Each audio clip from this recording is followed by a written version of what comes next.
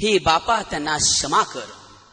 क्रुसावरील येशूचे सर्वात प्रसिद्ध, सर्वात गहन व सर्वोत्कृष्ट असे हे शब्द, येशूचे हे शब्द आम्हाला क्षमेचे आव्हान देते, आश्वासन देते.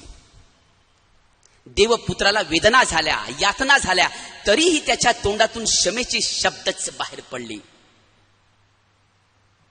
येशूच्या जीवनावर प्रकाश टाकताना लेखिका हॅना ॲरंड म्हणतात, मानवी जीवनात, मानवी व्यवहारात क्षमेचा शोध नाझरेतकर येशूने लावला.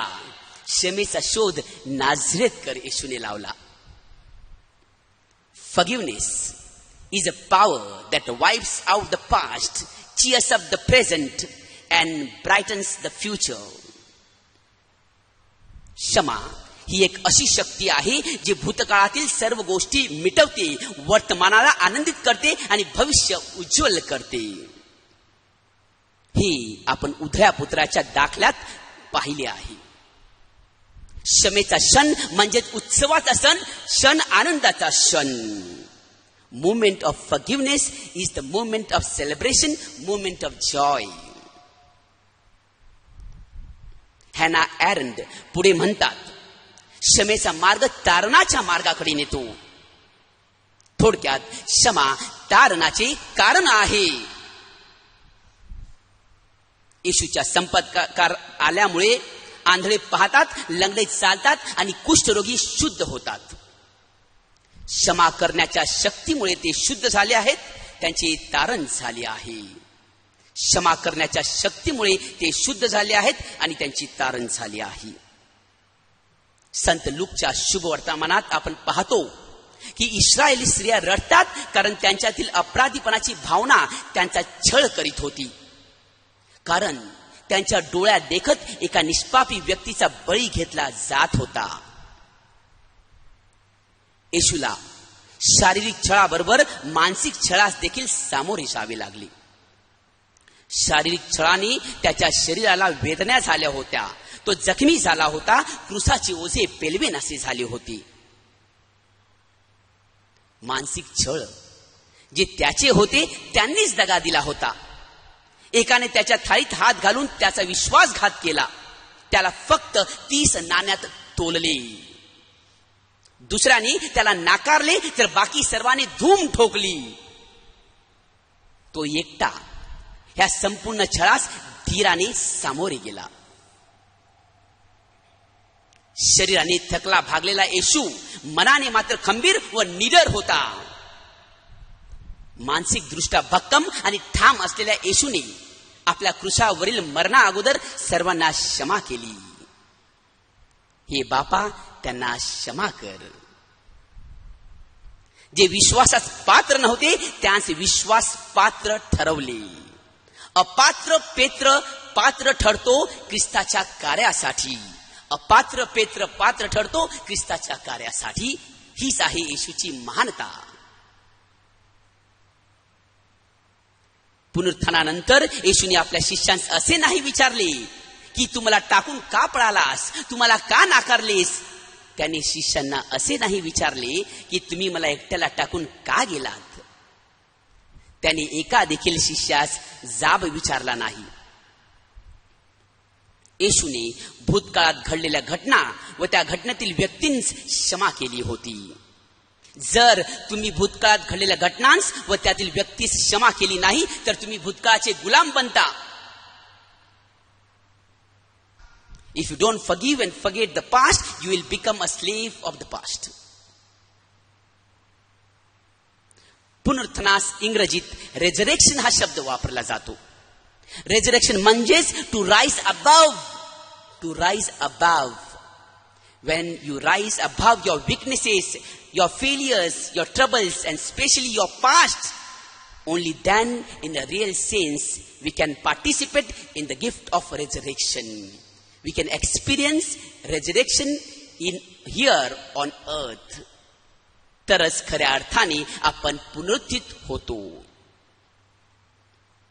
आजच्या वाचनात आपण क्षमेचा दाखला पाहिलेला आहे. 60च्या 70 वेळा नक्कीच अशक्यप्राय, अव्यवहार्य. But Failing to forgive is unforgivable. Failing to forgive is unforgivable.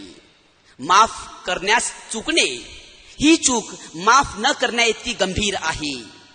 माफ करण्यास चुकणे ही चूक माफ न होण्या इतकी गंभीर आहे. What the one thing that cannot be forgiven is failing to use your power to forgive. If you don't use your power to forgive, then you cannot be forgiven for that. जेथे क्षमा शक्यप्राय आहे तेथे ती सहजपणे आढळते, परंतु जेथे अशक्यप्राय तेथे देखील ती दिसली पाहिजे, क्षमा झाली पाहिजे. Anyone can forgive what is forgivable, but you must be able to forgive what is unforgivable. राणी मरिया व स्टेन कुटुंबियांनी जे अशक्यप्राय ते शक्य करून आम्हा पुढे एक आदर्श ठेवला आहे. लक्षावधी कर्ज असलेल्या दासाला क्षमा केली जाते, परंतु तोच दास आपल्या सोबतीच्या दासाची अगदी क्षुल्लक कर्ज माफी करू शकत नाही, आणि आता तो कैदेत बंदिस्त आहे. इंग्रजी भाषांतर म्हणते, he was turned over, he was handed over to the tormentors. त्याला हाल हाल छळ करणाऱ्यांच्या सुपूर्द केले जाते. माझ्या प्रिय बंधू भगिनींनो, कोण आहेत हे छळ करणारे, कोण आहेत हे हाल हाल करणारे? हु आर दिस टॉर्मेंटर्स? तुमच्यात लपून बसलेले राग, कटुता, संताप तुमचे मन कुरडत आहेत. These are your tormentors. हे आहेत तुमचे छळ करणारे, तुमची हाल हाल करणारे. निराशा व द्वेष जे तुमच्या आरोग्यास अल्सर, उच्च रक्तदाब, कंबरदुखी व सततची डोकेदुखी ठरत आहेत. These are your tormentors. हे आहेत तुमचा छळ करणारे.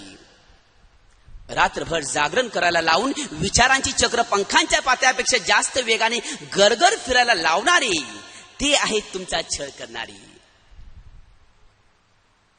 ते छळ करणारे आहेत तुमचे कठोर मन व कमजोर इच्छाशक्ती, ज्यामुळे तुम्ही तुमच्या जीवनातील आनंदाचा हर एक क्षण गमावून बसला आहात. The tormentors of an unforgiving heart that haunts, hunts and hurts you day and night and becomes your shadow. The tormentors of an unforgiving heart that haunts, hunts and hurts you day and night and becomes your shadow. अशा प्रकारे आपण स्वतःच आपला छळ करणारे आहोत. We are our own tormentors. येशूचे छळ करणारे फक्त व्यक्ती नाहीत तर प्रवृत्ती पण आहेत. येशूचे छळ करणारे फक्त व्यक्ती नाहीत तर प्रवृत्ती पण आहेत. जुदास कपटीपणाची, परोशी ढोंगीपणाची, येशूला थप्पड मारणारा सैनिक क्रूरतेची, हेरोद धूर्तपणाची, पिलात भित्रेपणाची, डावीकडील चोर द्वेषाची प्रतीक आहेत. व ह्या सर्व प्रवृत्ती आपण आत्मसात केल्या आहेत. ढोंगीपणा, कपट, धूर्तता, क्रूरता हे आपला छळ करत आहेत. आणि जेव्हा आपण ह्या वाईट प्रवृत्ती अंगीकारतो तेव्हा आपण येशूचा छळ करतो आणि स्वतःचा देखील.